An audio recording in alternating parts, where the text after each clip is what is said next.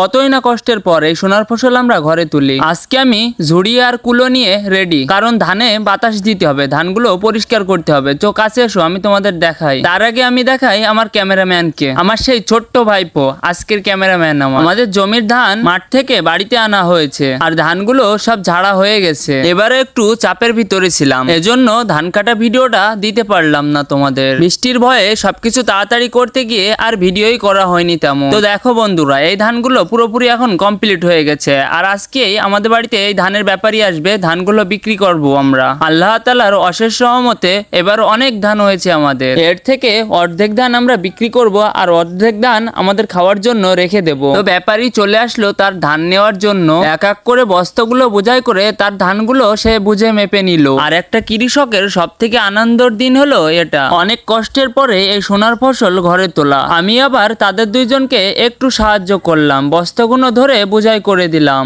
আর আমার এই ভিডিও করা দেখে এই ধানের ব্যাপারীগুলো তারা অনেক খুশি। তারা আমাকে বলল তাদের ভিডিও যেন অনেক সুন্দরভাবে অনলাইনে পোস্ট করি। তো এই বছরে অনেক কষ্টের পরে এই সোনার ফসল ভালোভাবে ঘরেতে তুললাম। আর আমাকে এইভাবে এই গেটআপে দেখে অনেকে হয়তো অনেক কিছুই মনে করবে, তাতে আমার কোনো যায় আসে না, কারণ আমি একজন কৃষকের ছেলে।